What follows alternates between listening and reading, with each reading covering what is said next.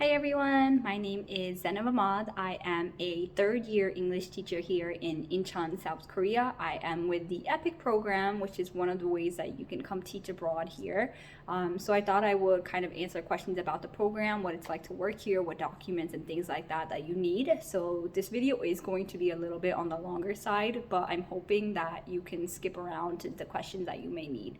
So yeah, here we go. EPIK is the national English program in Korea that is sponsored by the Korean Ministry of Education, so it is backed by the government. There are a few other ways that you can come teach in Korea, such as working at hagwons. So these are, private academies for students, and you can go and apply to those. I did not want to do this or go this route, so they do have better pay, but in terms of regulations, they are not government regulated, so you're kind of on your own.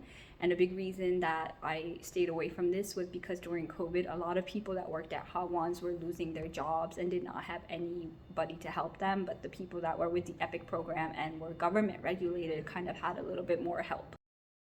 Now, to be eligible, it's not open to the world, so it is a little bit upsetting in that way. Only people that are from Australia, Canada, Ireland, New Zealand, South Africa, the UK, and the US, as well as some people that can hold a English education certification from India may apply. I'm not sure too much about the last one, but you do have to be from these countries in order to apply. And if you lived abroad or anything like that somewhere else, you do have to have your education in English or from one of these countries after the 7th grade in order to be eligible. If you are Korean, you can apply as long as you hold a dual citizenship or a permanent residency in one of the countries that I listed above. As far as certifications and things like that you need, you only need a bachelor's degree from the countries that I had listed previously, in any major that you want. So I personally have a biology degree and a master's in microbiology. The only thing that you would need on top of those is a TESOL or a TEFL certification to kind of meet their eligibility requirements. For me, like I said, I don't have that, so it was okay, and I got my TEFL just from Coupang. That's the Korean site. I got it from Groupon, because they don't certify which one they care. It doesn't matter about the company, so please don't waste thousands of dollars on yours. I think I spent around $30 on mine, and it worked perfectly fine. If you have any questions, just email the EPIK team before you do anything like that. However, if you do have, a degree in education or teaching, and then you have a master's in that, you actually get paid more because you have more experience than the rest of us. What do you do as a English teacher? So I taught today. It's currently 2:07 p.m. I taught today from 9 a.m. and then I had lunch at 12:10 to 1 p.m. So a 50-minute lunch, and the rest of the time I was teaching with my co-teacher. I had 3rd and 5th grade today. So basically your responsibilities are that it's you and a Korean co-teacher, and you can co-teach or teach separately, whatever your co-teacher decides. You're basically in charge of like the winter camps, the summer camps during the winter breaks and summer breaks for the children that come back to school. You are in charge of conducting your classes using any textbooks or materials or anything like that that the school provides or does not provide. And you're basically also in charge of any other things that they may ask of you. Some teachers I know even design the curriculum for their school, or they design textbooks or worksheets, anything like that. I haven't had to do that, but it is possible. You will also be working about 22 hours per week, or 22 classes, I think, not hours. And that's the limit in your contract. It should say it. Contract is about 1 year long. Your contract will be 1 year long, and it's not something that you can change, like, oh, what if I want to try it for 6 months, or maybe I can have it for 2 years. No, it's 1 year. But the good thing about this is if you're done with your yearly contract and you want to change to a different school, different location, you can do that, or you can just renew your contract, which is a lot easier. Which is what I've been doing. I've been at the same school for 3 years. So yeah, 1 year is the term. Is there a deadline to apply? So no, there is no deadline to apply with the EPIK program. They're kind of on a rolling basis admissions. So obviously the faster you get your application done, the better for you. But they don't have like a clear set deadline on when anything is supposed to be in by. In terms of when applications come out, when you can start your applications, for the spring term, applications open August 1st of the year before.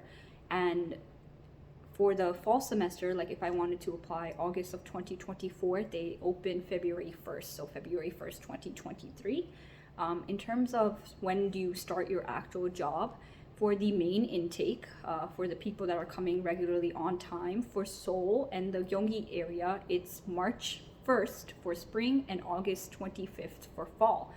And then the rest of the people are February 26th for spring, so a few days earlier, and then August 26th for fall, so a day later. For late intake, like if you applied a little bit later, Seoul does not have this option, so they don't accept people that come a little bit later, but the rest of the people could do March 26th and April 26th for their spring intake, and then September 26th and October 26th for their fall intake.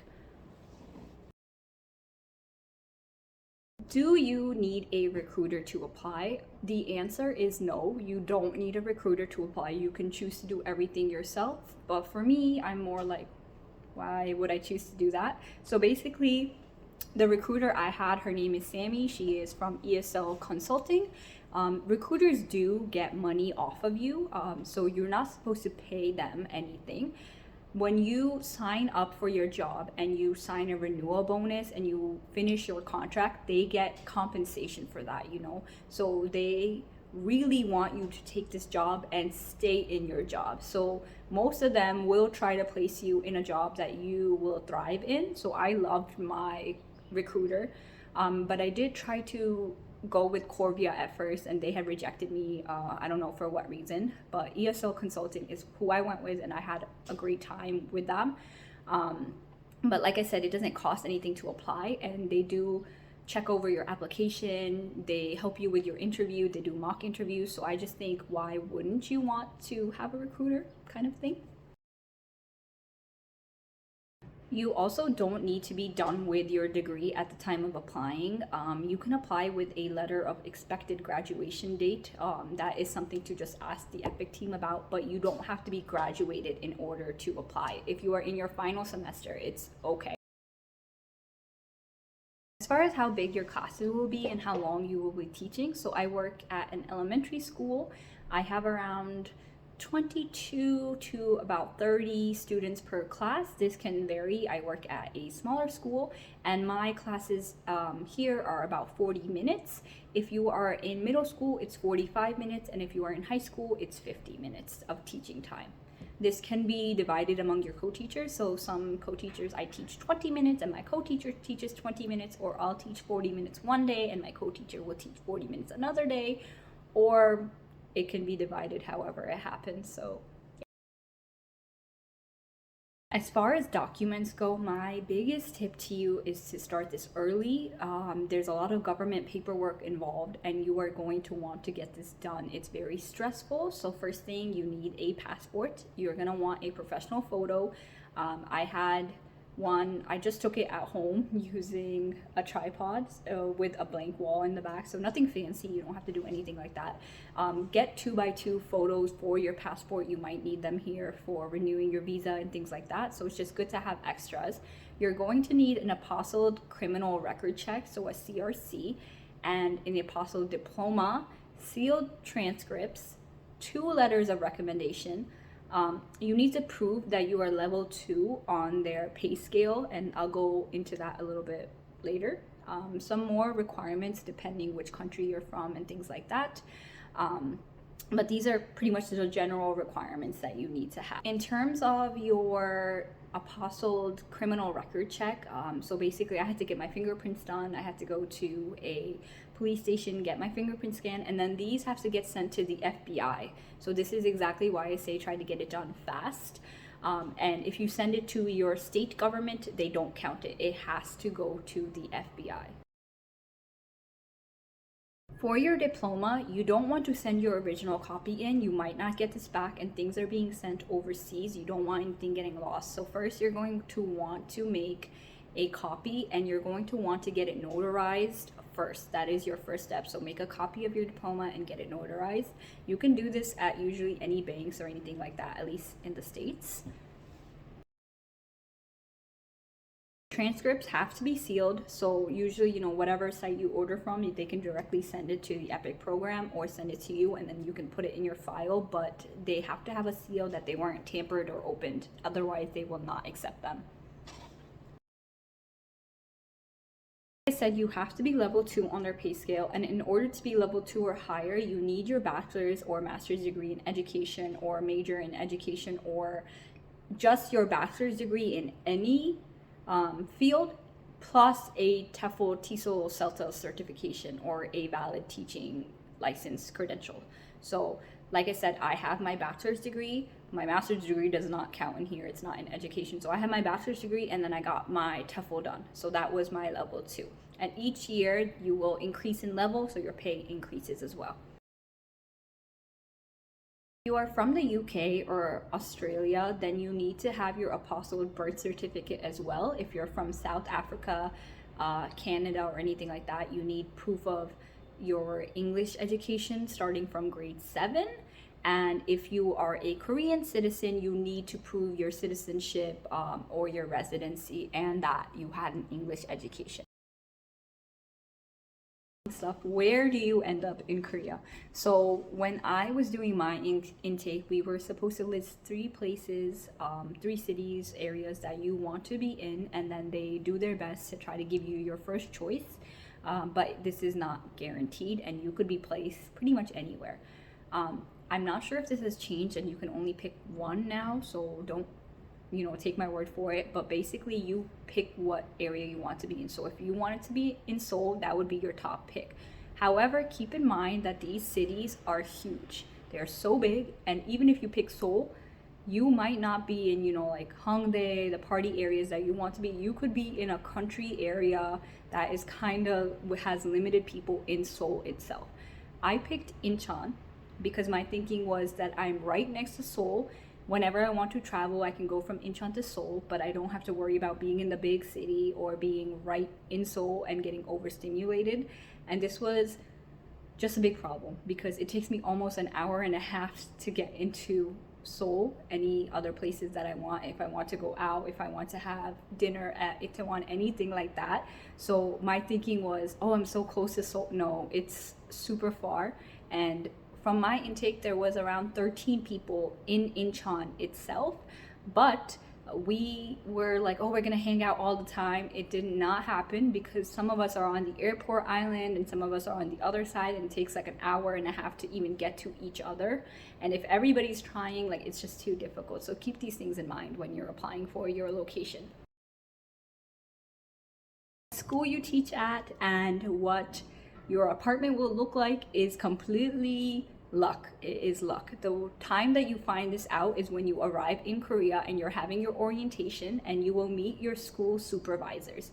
From there, you find out what school you're working for. So literally, I walked in and my name was at a seat. I sat down and a random man walked in. We said hello, and that's how I figured out what school I was going to. After the orientation was done, you actually get in the car with your supervisor, your school's teacher, homeroom teacher, whoever comes to get you, and they will go show you your apartment.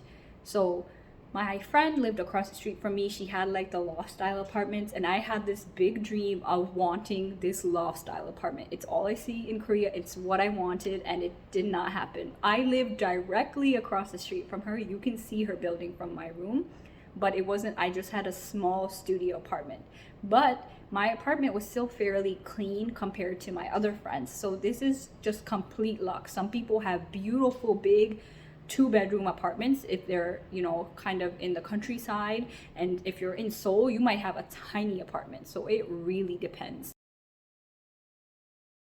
Most of us are on the E2 visa, which is the English teaching visa. You cannot teach anything else on this visa. You also are not allowed to have another job. Like, this is your only job because the school is sponsoring your visa. If you are Korean, ethnically Korean, you can get an F4 visa, and if you've been here long enough, you can obviously upgrade your visa type, but the basic is the E2 visa. The first time after you send all your applications, the EPIK program will send all the documents to the embassy, and then your visa will be processed that way. After, if you want to renew your visa, you can do it with your co-teacher or by yourself. So in the beginning, it was kind of a mess to kind of figure it out with the school, but there's a lot of paperwork you need, like tax and all those things, proof of housing, proof of income, like all those to take to the visa office. But now there is also a way for you to do it online, so I find that much easier. I just upload all my documents online to the visa website, and if there's something missing or something wrong, they just email you back, or they will tell you on the website and you can fix it that way. Because otherwise you do have to take off of work to go to take a break to go to the embassy here. Are you allowed to have pets? No. You are not allowed to have pets, and the reason that the EPIK program kind of decided this is because not a lot of apartments allow pets, so it was just easier to say no. However, I have 2 cats. They are my cats from America. I'm not telling you to do anything, but so my old apartment, I saw many people had their own pets, so I knew that whoever owned the building was okay with pets. And my cats don't make any noise, so I didn't think it would be an issue. And my maintenance men have seen my cats numerous times and it wasn't a problem. Obviously, again, I'm not recommending this. I did move out of my first school apartment and have my own apartment now, and my pets are allowed there, so I do have my 2 cats there, but generally you are not allowed to have pets. If you are applying with your husband, your wife, your boyfriend, your girlfriend, I recommend applying early. There is no guarantee you guys will be placed in the same area or the same school or anything like that. But if you get it done early, there is a higher chance of this happening. I know a couple that is married and worked fairly close to each other. In terms of housing, couples can be provided housing together. That is something that they need to figure out. But if it's just your boyfriend or girlfriend and you are not married, then you are not able to get housing together. You can stay with each other, but it's just not provided through the program. And if you have kids, again, you can list them as your dependents along with your spouse or whoever, or just your child. And it's on the application form, but they don't give you a bigger house or anything like that because you have a kid. It's complete luck. So a person that's single might have 2 bedrooms versus a person with 2 kids might have a studio apartment. Like, you are pretty much at the mercy of whoever is picking your house. Okay, so what benefits do you get with the EPIK program? So first of all, like I said, is just job security. You don't have to worry about, like the school being shut down or anything like that and losing your job completely, like a Havon, the private academy, might have. Just wait for it to be done. You get a settlement allowance, so it's 300,000 won. It's around like $250 or something like that, which is a one-time payment when you first come and finish your first month of working here. Obviously, you get your housing provided for, so that is by luck. You get your severance pay, so after you quit your job, you will be able to get that, your severance and your pension. Your severance is 1 month's salary. So I've been here for 3 years, so it should be about 3 months salary for me. Your entrance allowance and your completion bonus and exit allowance. So your completion bonus is when you finish your contract, and your exit allowance is when you're leaving. But these are not together. You don't get completion bonus and exit allowance. I believe it's one or the other. You get around 1,800,000 won for your entrance allowance at the end of the first month. And if you are in different places, like Busan, Daegu, these are in the first 6 months. So you really need to check what location you are in, because not all of Korea runs exactly the same way. The entrance allowance is kind of like a loan. So if you quit your job within the first 6 months, you don't complete your contract, then you have to give that money back. Like, it's not like they can give you 1.8 million won or whatever and you quit after 2 months and you're like, oh, free money. No, you have to give it back. Your completion bonus is around 1.3 million won, and like I said, some places have 1.3 million won as an exit allowance, so you don't get it for finishing your contract. Every year that you renew your contract, you get a renewal bonus. So it's about 700,000 Korean won, which is done after you have finished your contract. And it happens after each renewal contract. And if you are in Gyeonggi, it's 2 payments, but it's not 700,000 won, it's 2 million Korean won split. So that's what I mean by everything is a little bit different. Jeju office has a 1.3 million Korean won that's flat renewal bonus at the start of the renewal contract. Another benefit is that you get national medical insurance. So 50% of your premium is paid by your employer, and then you pay the other 50%. Your vacation, you get 26 working days, and then you get the red days, which are the Korean holidays. And this is another benefit that we have over Hagwons. Not everyone that works at the private academies has red days off. So I know people that could be working during Chuseok, so the rest of the country has off and you don't. So I like having that. Sick days, you get 11 paid sick days, and then everything else comes out of your paycheck. Severance, I already talked about. Pension, so basically, speaking of vacation, so even though 26 vacation days sounds amazing and you're like, oh my god, I can't wait, these are not 26 vacation days that you can use whenever you want. So the schools are let out in winter time, so around January, and then they start around March. So this is your winter vacation, and then in the summer around July to August is your winter vacation kind of thing, summer vacation, sorry. But during this time you also have the responsibility to teach winter English camps and summer English camps. So some of my friends have 2-3 day English camps, and I've had 10 to 14 days English camps. So now your month vacation is just 2 weeks, right? But you can use your 26 days, so 13 in the summer and then 13 in the winter. But if you don't want to use those days, you have to come to the school. And this is where desk warming comes in. Desk warming is exactly what it sounds like. You sit at your desk and you warm it. Basically, only the contract employees will be in the school at that time. So it could be like you and the librarian, maybe a few other faculty, but nobody else is here. And it can be very frustrating. You're waking up at 8 a.m. to get here by 8:30. You're taking public transportation. It's freezing cold or hot, and you're just coming to sit in your office. But on the other hand, you're also getting paid to do nothing. But if you don't want to be in the school that day, you have to use your vacation days, kind of thing. If you have tattoos or piercings or anything like that, I do suggest hiding them when you start. However, it's not as strict as it was in the past. So I know a lot of people that have tattoos that just cover it up with their t-shirts or long sleeves and things like that. My friend had I don't know what it's called, like the U-shaped piercing that comes here. I really can't remember it. But she can push it in so that you can't see it. So she has that. When I first came to Korea, I also had a nose piercing.